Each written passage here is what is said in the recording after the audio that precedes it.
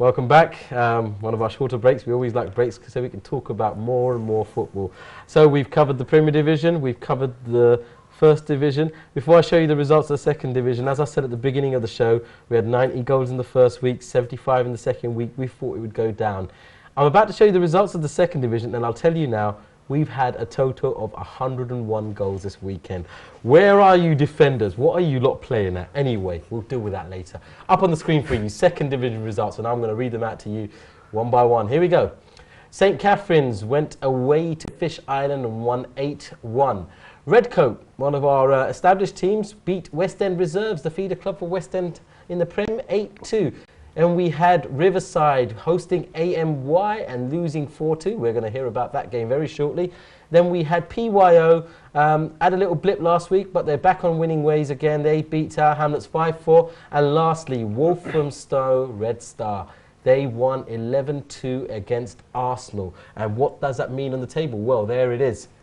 Walthamstow, congratulations. That victory puts you top of the pile with 21 goals scored, 100% record, the only team in this division to maintain that. Well done. Not too far behind them, St Catherine's on 7 points, yet to be defeated. PYO back on winning ways, so even though they were top first week, they're not far off it, coming back with that win. AMY sneaking up there. We're going to find out how they're doing that very shortly. Then we've got Tower Hamlets, 1 win, 1 draw, 1 loss, and the same for Redcoat and Arsenal. And then West End Reserves, 1 win and 2 losses. But the bottom 2 tables yet to pick up points, but we're early days. Riverside and Fish Island, guys, keep your heads up. Those victories are coming. That is the Second Division. Anil, first and foremost, individually, welcome, and as a club, AMY, welcome. We've got we don't know anything about you. I don't think you know much about me, so let's take this opportunity. First and foremost, AMY, what does it stand for? Well, so AMY, as you mentioned earlier, we do refer to it as AMY, but it actually stands for Ahmadiyya Muslim Youth.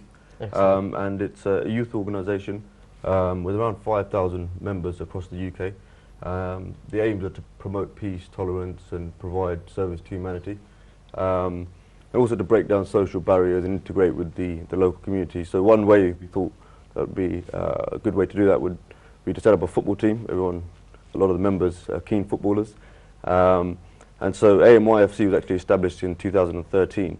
Initially, the first 2 teams were set up in South London and Surrey area. And now we've expanded our teams, and the team that is currently in the ILFL is in its 2nd season. So yeah. And the players in this team are predominantly from around the East London area. Okay, so it's not a case of actually you've got lads travelling like our London Tigers and West End. They actually every week they're coming across from West London. But you've actually got players, even though you're south of the river base, but you've got players that are in East London. That's right. I mean, we do have some players that come from as far as Kent, but predominantly the players are from Redbridge, Barking, Ilfl and East London, yeah. So. Your role in the club, I mean, tell us a bit, because we know you're a player as well, but tell us a bit more. Yeah, so initially I was part of the first team that was set up in 2013, and then I decided to set up a team in East London. So I'm the manager. Last season I was, I think, the player, the manager, the secretary, but I've managed to delegate some of those roles out. Excellent. We've got a new captain, Fazan Sheikh, who's used to play for Barking Tigers. A very good player, yeah. So I'm now just trying to be the manager and playing as well. And so you've got to that time now where you're not a veteran yet, but you're not getting enough game time either. Well, at the moment I've still managed to keep my place, but I'm sure the young ones are trying to. And I guess that's your aim at the end, though. It is to actually push those young ones. Exactly. As you say, the ethos of your club. That's right. I mean, we've got a good mix of youth and experienced heads. But yeah, that's right. We want to get those young players playing. So just a quick question. Obviously it's early days. You obviously played 3 games so far. Yeah. In terms of your aims, objective, what do you think, or what's your aim for the season?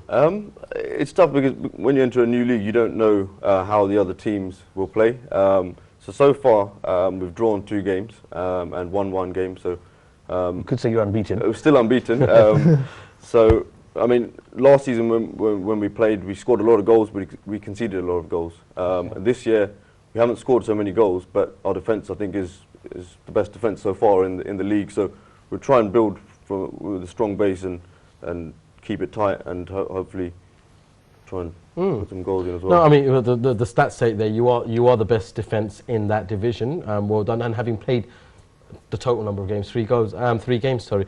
Your opposition yesterday. I need to give you some feedback on it, and then maybe you can weigh up how you actually won the game. Because the team Riverside, that is a completely self-funded team, is actually a group of friends, a group of friends. So they don't actually have many external players. So I mean, from you guys playing, could you actually see that sort of unity in that team you played against? Because I mean, 4-2 actually in this division is still a close match. Oh yeah, and it was. I mean, we were 3-0 up, and they fought back, and they got it back to 3-2, and then we got a fourth. But they were a very good side. They had some really good players, especially in the middle. So yeah, all the games have been tough. But I think in the first couple of games we had a lot of chances. We didn't take them. But this week our striker Summer put 3 away. So that was good to see. Back on scoring form. Yeah. We should probably talk about the 2 other teams that you faced. So I mean, I have to say you faced Arsenal. Now, a lot of teams that have seen Arsenal are part of our division, and it's actually the Arsenal club's Sunday League team that they send forward to us. Would that come as a surprise to you when you're up against them? Yeah, and then they were wearing the full Arsenal kit. But we started off really well against them. We went 1-0 up early, but then we missed a whole host of chances and let them back in. In the second half, we were under the cosh, so we defended well to keep it at 1-1, to be honest. And you reckon a good team to challenge for this title? Yeah, I hope so. I mean, we've got to keep going. Got to keep trying to get 3 points. That's what we did on Sunday. But I'm sure there are tough teams ahead. Yeah, well, I mean, we're probably dying to see your gameplay, so it's not going to be long before we have the cameraman to come over and watch your game. So, I mean, again, well done for getting your first victory on the table and actually sitting 4th, which is a comfortable position for a very busy division. Rash, I mean, AMY have come in new, PYO have come back after a few years out, Walthamstow Red Star sitting pretty at the top, a new team. Fish Island, okay, yet to get some points, but again, new teams coming in. I mean, what's more fascinating, if you look at the table, is the goals scored. Even if you look at the 8th position, West End, all on double figures. It's fascinating to see. I don't know what they're all eating for breakfast in that division, but they are scoring goals for fun. Because I'm looking at the table, West End's got 9, Riverside 9th, but it's got 10 goals in 3 games, all in double figures. Yeah. So it's goals galore in Division 2. I mean, it goes back down to that, doesn't it? Do we actually blame the defences? Do we actually say there's actually good football being played? I think what it is, I think because there's a lot of new teams, they're trying to obviously stamp their authority and show everyone that they mean business. Or they're trying to get more, maximum points. They're all going for more attacking game rather than holding back and being defensive. I think that's probably one of the areas, because out of the 10 teams, I think there's 6 new teams. So for them, it's bad, obviously, gaining the points, get the points advanced, and I think they're pushing. That's why I've probably seen a lot of goals. But it'll be fascinating to see a couple of games next week, exactly how they play and where the goals coming from. Because yeah, I mean, Shax, what's your take on the 2nd division? Well, I think they're conceding for fun as well. I think you said they're scoring for fun. I think they're conceding for fun. I think they're struggling to defend. Really, it's simple as that. That league is really open, and there's a lot of teams. We're all close numbers, so it'll be good to see who finishes top. Yeah, well, I mean, it's anyone's call, isn't it, with the 2nd division? But we're looking at very entertaining football there.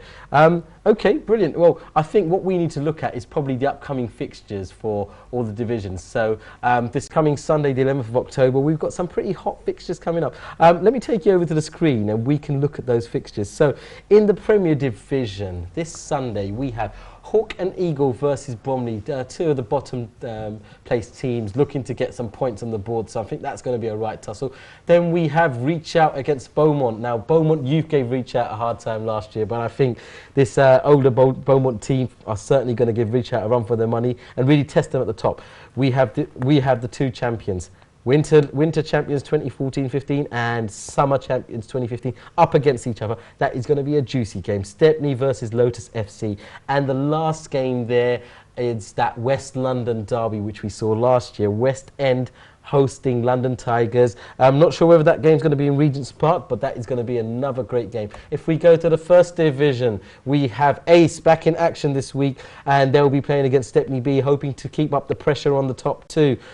We have Beaumont Youth versus Robin Hood Tigers. That was a fixture that we spoke about every time last year. These 2 absolutely hate each other, and I think that's going to be another juicy game there. We have Burdett versus Seoul Youth. Now, going back in the days, that used to be quite a juicy fixture, and I'm going to let Rash give us an insight into that. And then Then we have Crusaders against Sire, who are just stumbling and falling. Is this the game where they're going to make Crusaders really work for this title, or are Crusaders going to walk over them? We shall find out on Sunday. And lastly, before I run out of breath, the second division, the fixtures are there for you. Fish Island are playing against, well, it's bottom versus top. So Fish Island, this is going to be a difficult time, but if they can get the points, they're certainly going to make a point, beating the team at the top. Then we have PYO versus West End Reserves.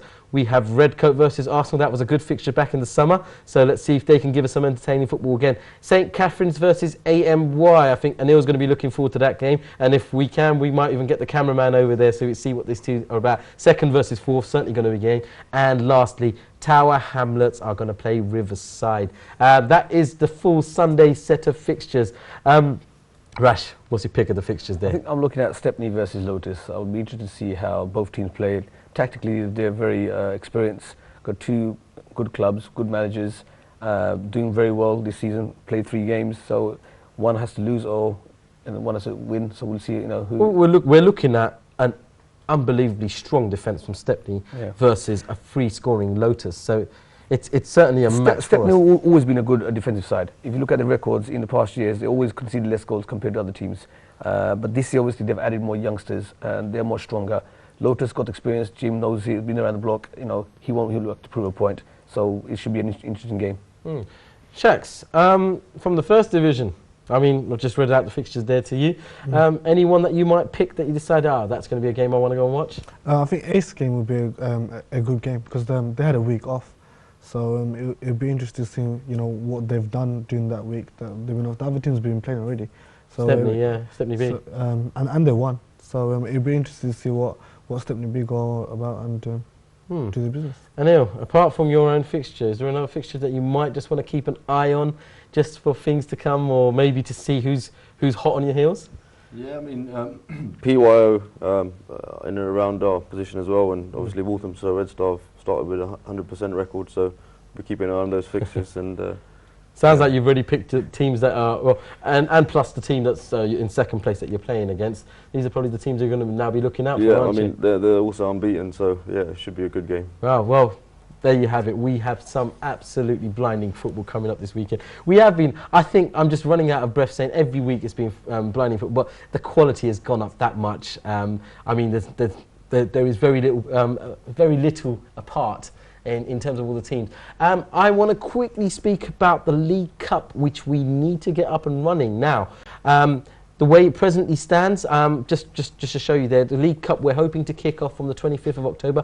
It hasn't been cemented, but there will be a preliminary round. My understanding is there'll be a preliminary round. There will be 4 teams that will qualify automatically, whether it's the 4 of the Premiership or a pick amongst the top. That's yet to be decided. That will be announced very likely that we will announce it next week, and we are going to be carrying out the draw next week. Just a message to all the teams there.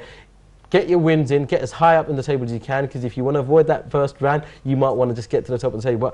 Rash, I mean, the League Cup, champions Leytonstone, they beat Bow FC in the final last year. What are we looking at? Because it was First Division versus Premiership last year. Just before that, I just want to clarify, the reason why we do that is that we give chance to every team to play, because this Cup, we were said from day one that everyone takes part. So obviously, we don't want to make a certain position automatically qualify. Everyone gets to play, so hence the preliminary round gives the opportunity to every club to participate in the Cup itself. With the Cup, you can't tell. I think every team will give 100%, and they know it's a knockout straight. It has to win. So I think obviously Premiership, they tend to have the more favourable advantage, but we've seen likes of Bow, likes of other teams, they will give challenges. And well, it's your boys, Beaumont Youth, that did so many giant killings last year. Yeah, they beat London Tigers, they beat Reach Out, and then they lost with Bow in the penalty shootout. So you can never tell. So we're hoping that there's some surprise and shocking results, and that adds the spice to the whole Cup itself. Can we see, because it's never been defended?